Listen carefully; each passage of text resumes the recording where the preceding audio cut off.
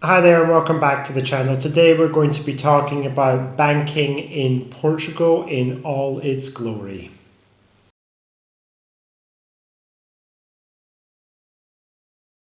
When people move to Portugal, one of the things that they want to do is, of course, establish a banking relationship. And some people even do this in anticipation of coming to Portugal as part of, for example, a D7 visa process. And we'll touch on that later. Now, I suppose when you're opening a bank account, the thing that you have to consider, or the questions that you have to ask yourself, would be, what is a good bank? What makes a bank a good one or a bad one? And I have three main suggestions about this. First of all, I think that the best bank is probably the cheapest bank. And I'm not just saying that because I'm miserly, but because most people don't really like fees. So, for example, things like maintenance fees, card fees, transaction fees, if you can, it would be better to avoid them. In the second instance, having a bank that has a good app or a good website, good functionality that allows you to process the transactions you want to process easily and also has good customer service support should there ever be a problem. And in the third place, and I think this is particularly applicable to Portugal, you want a bank that doesn't hassle you. You want a bank that doesn't ask you questions all the time about this transaction, these funds, what are you doing, AML requests, that kind of thing. I think everybody wants to have a bank which is fairly low cost or potentially zero cost, has decent customer service with a good app, with good functionality, and isn't constantly pestering you or threatening to place restrictions on your account because of some perceived irregularity. Now, unfortunately, in Portugal, the banks here don't really do very well on these counts. Most Portuguese banks, in fact, the vast majority of them, have maintenance fees for their accounts. Now, these may be fairly cheap, it might only be a couple of euros a month, but it goes up to like 20, 30 euros a month, depending on the kind of account which you have.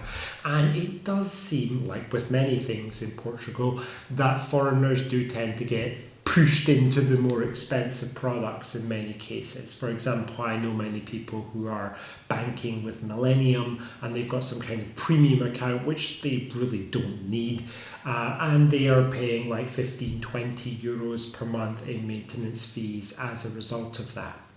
Aside from the maintenance fees, transaction fees, this is really strange in some cases. Like, for example, I myself received a wire from a foreign country, yes, outside the EU, but it was denominated in euros. So basically, I'm asking the bank to receive currency in the currency of the account. €19 charge there. That was something which surprised me. Now, fortunately, it was a relatively large wire, so no big deal, but if it had been a smaller amount, I definitely would have been upset with that. And even things like normal transactions, like if I want to send a bank transfer to you today, I can initiate it and it can be processed for free, but it could take 1 or 2 working days to go through unless I pay a fee.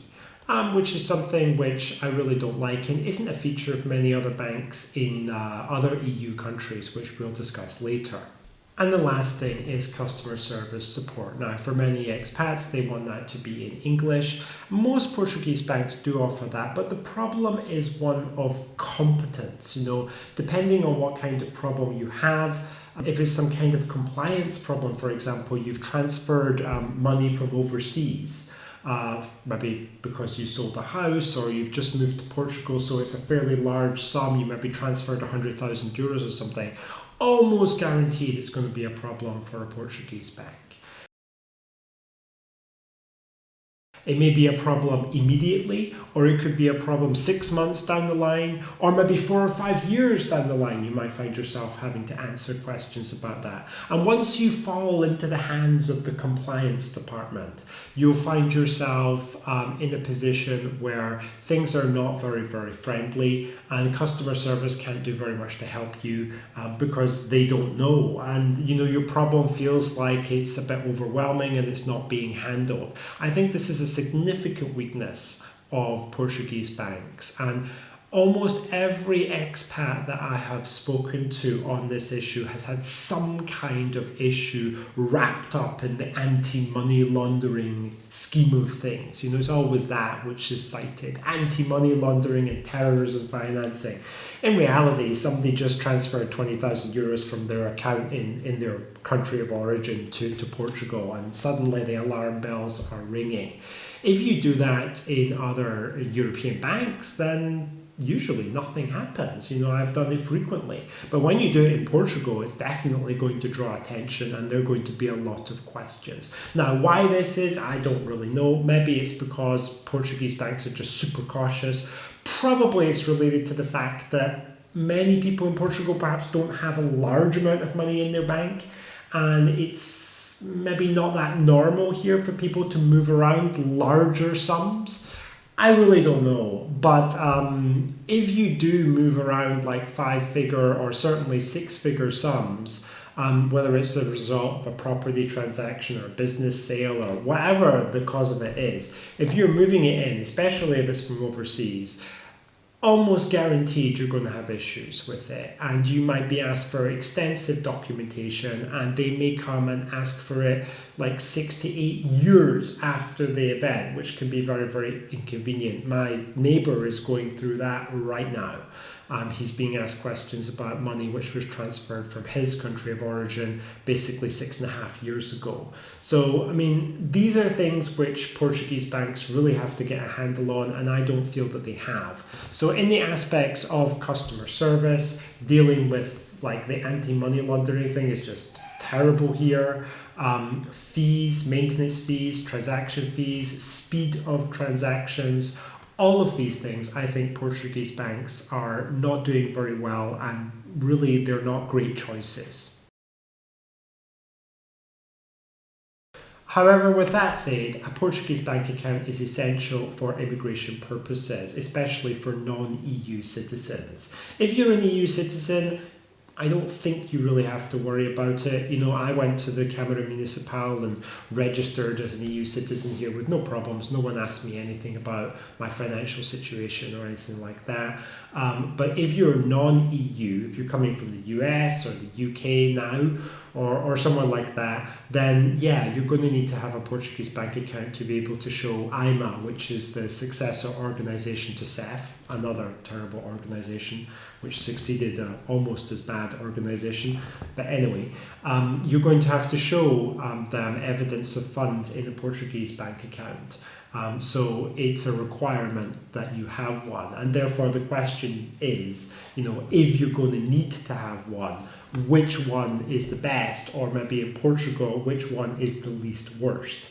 Another reason that you should probably have a Portuguese bank account is because you're going to have to set up direct debits associated with your house. You probably will want to use Banco for things like if you make a house purchase and you want to pay the tax directly to the state from your bank account. It's much easier if you have a Portuguese bank account, or for things like Via Verde, which is the method of paying on the toll roads. You can connect that using Banco. It's much more complicated to do it in other ways. So yeah, having a Portuguese bank account is pretty much essential here.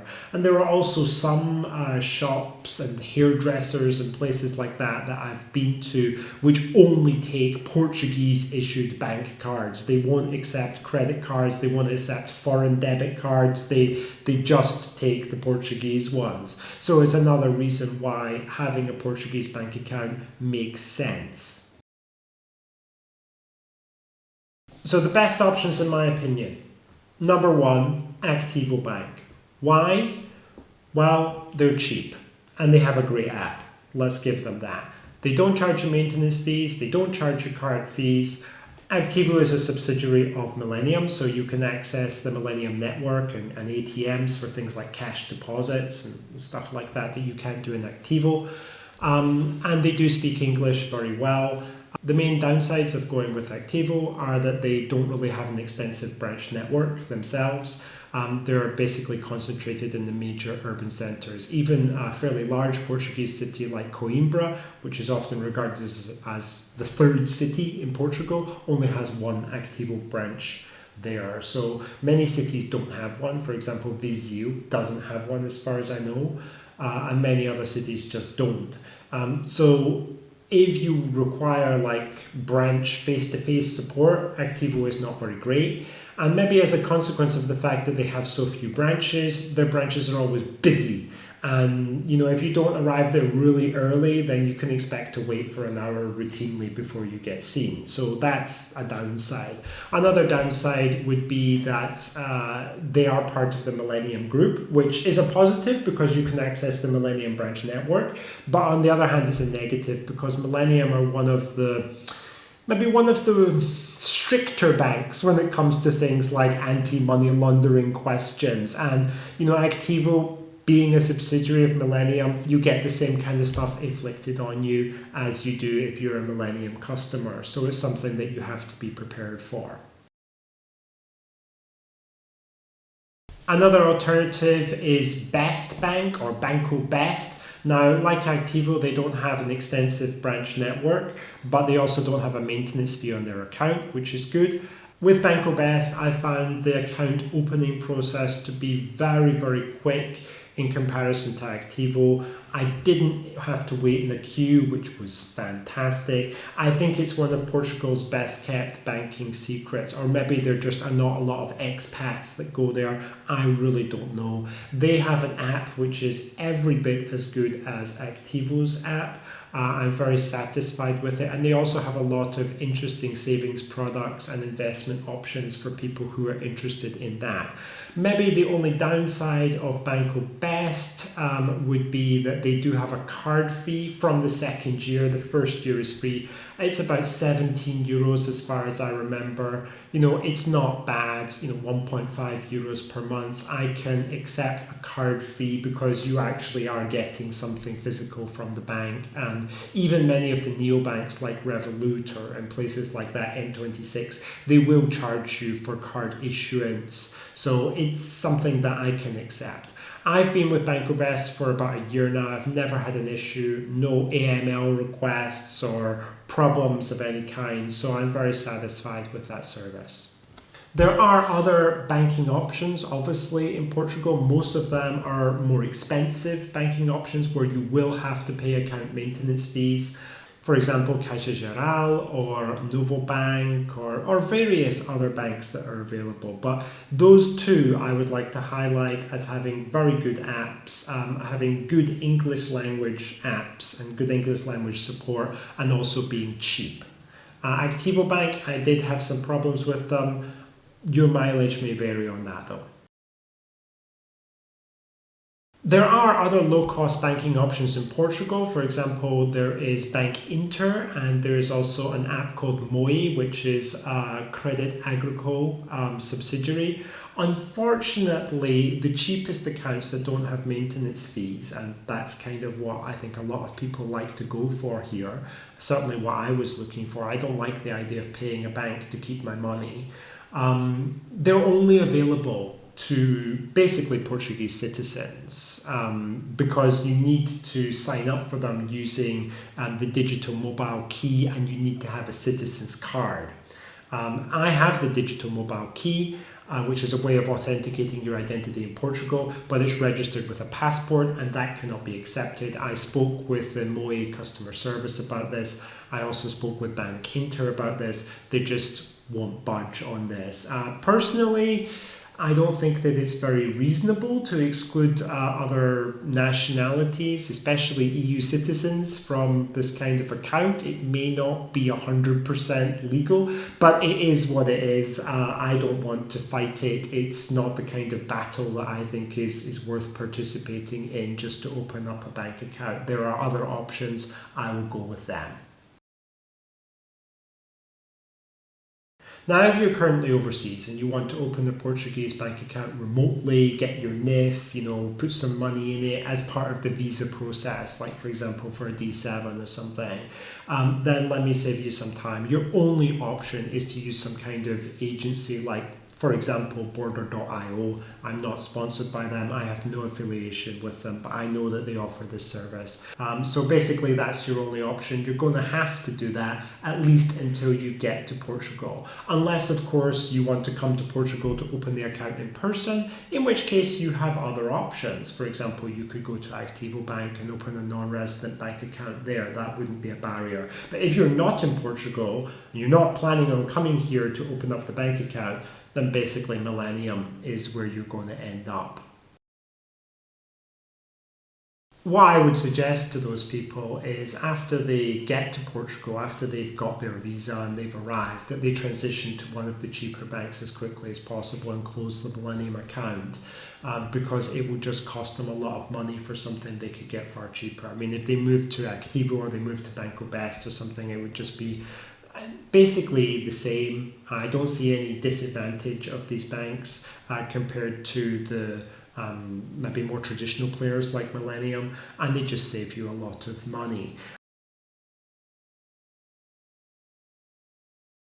An alternative option is to go to your bank, whether it's Millennium or any other bank which is charging you fees, and simply tell them that you want to transition your account from whatever service you're paying for with, maintenance fees or commission fees or whatever, and move it over into a minimum banking service account. This is a type of account which is stipulated under Portuguese law. All banks have to offer them and they have to provide it to you. The cost is very, very low. It's under €5 per year. Many people might think that kind of account might not be sufficient for them, but if you actually examine what the account can do, it's everything that you would want. Unless you're the kind of person who's doing like 100 transactions a month or something like that, then you're going to be fine. It shouldn't be a problem for most people to function with the minimum banking service account, and that's for under €5, and you escape from all of the fees. You can also use the website, you can use the app. That's compulsory. The banks have to offer this. Now, obviously, banks don't advertise the minimum banking services account because it would undermine their business. But by law, they have to have a very small piece of paper in their place of business which indicates that they will indeed open these upon request. And anyone can transition any type of account to a minimum banking service account. It is a legal requirement. So it's something worth bearing in mind, especially if you're the kind of person who only does like a couple of transactions a month or something like, and the rest is all direct debits. This kind of account can serve your needs, and it can save you a lot of money.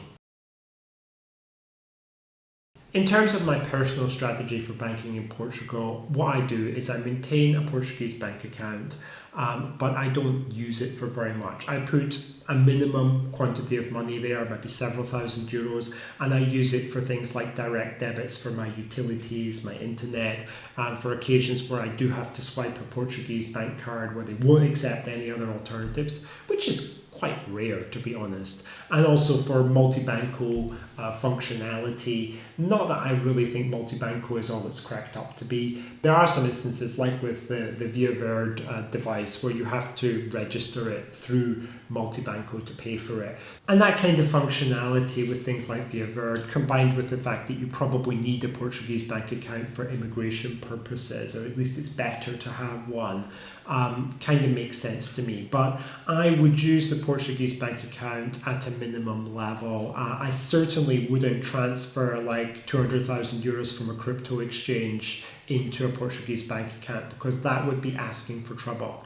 I know for a fact that if I did that, I will get so many questions, and there's a very real chance that the bank account might be frozen. My neighbours actually have a friend of theirs who was in that position. They transferred a small amount of money from a crypto exchange and got their account frozen. Portuguese banks have this kind of really annoying focus on asking you questions about where money came from all the time, even rather small amounts. You're just asking for trouble if you use them for what I would call serious banking transactions. That would be my advice, is to just avoid Portuguese banks for that kind of thing if you possibly can.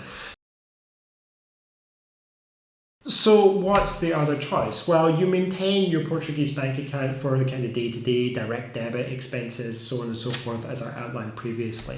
And you go to other European countries and you open up accounts with some neobanks, like for example N26 or OpenBank, which is a subsidiary of Santander, a big bank in Spain, or Revolut, or Sumeria, Lydia, which is a French fintech app.